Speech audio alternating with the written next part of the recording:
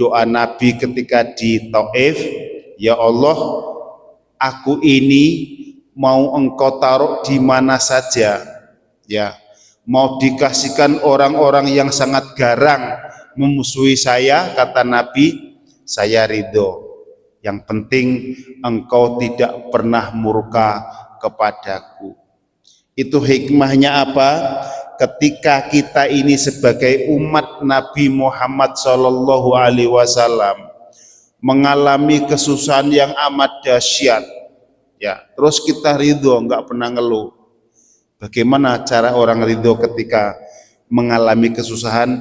Ya Allah, saya ini hambamu, engkau yang menciptakan saya, engkau yang menghidupkan saya hidup di bumimu, maka mau engkau jadikan apapun aku ini, terserah engkau. Mau dibuat miskin, terserah engkau. Mau dibuat sakit, terserah engkau. Yang penting engkau ridho kepadaku. Ya.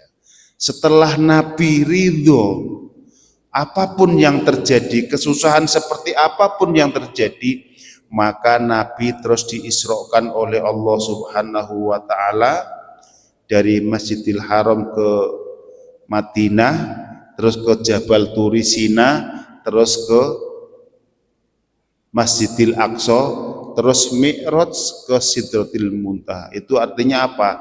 Kalau kita mengalami kesusahan yang tidak ada solusinya, ya, untuk kemampuan kita, maka satu-satunya yaitu kita mesti ridho dengan Allah Subhanahu wa Ta'ala. Ketika Nabi ridho, maka Nabi diangkat oleh Allah Subhanahu wa Ta'ala ke Sidratil Muntaha, tempat yang paling tinggi. Bahkan dikatakan ketika Nabi sampai ke Sidratil Muntaha ditemani oleh malaikat Jibril tidak mampu untuk mengikuti Nabi. Sampai pintu saja malaikat Jibril mengecil karena kena nur Allah Subhanahu wa Ta'ala. Itu artinya kalau kita ini mendapati kesusahan yang tidak ada solusinya, kita ridho, insya Allah nggak lama lagi kita akan diangkat derajatnya oleh Allah Subhanahu wa Ta'ala. Itu hikmah yang pertama. Kita mesti ridho oleh apapun yang diberikan oleh Allah Subhanahu wa Ta'ala. Tugas kita hanya berusaha, bekerja, dan ibadah. Ya, makanya di dalam kitab Ihya Ulumuddin kalau enggak salah, saya menemukan makalah man talabad dunya halalan.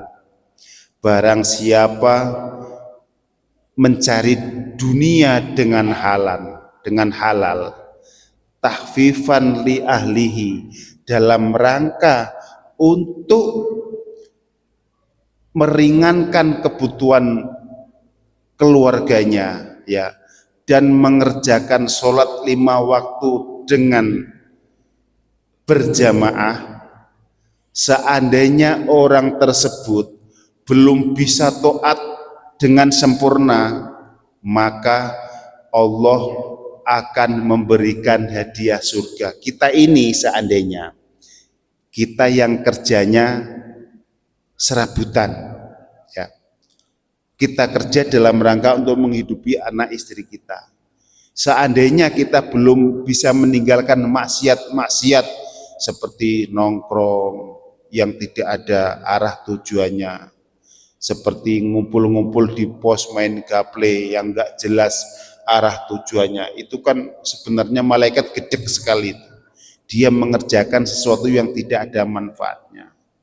Asal kok dia masih mau sholat berjamaah, maka ampunan Allah sangat dekat sekali. Karena dengan kita sholat berjamaah, amalan-amalan kita yang kecil-kecil akan diterima oleh Allah Subhanahu wa Ta'ala.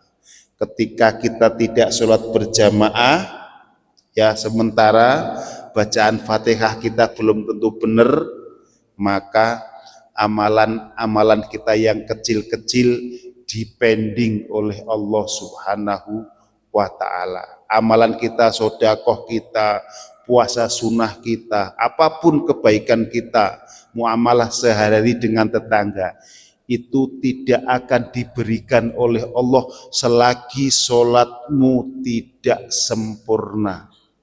Itu makanya ya solusinya adalah sholat berjamaah. Mari kita ramaikan ini di Masjid Baitulsalam Arira, masjid segede ini. Jamaahnya cuman itu saja, 1 shop, 2 shop, kadang pun enggak penuh. Padahal sebagian besar KTP-nya Islam. Tapi kenapa belum tertarik oleh masjid? Karena mereka belum tahu. Dan ini tugas kita semua, bukan hanya tugasnya Ustadz.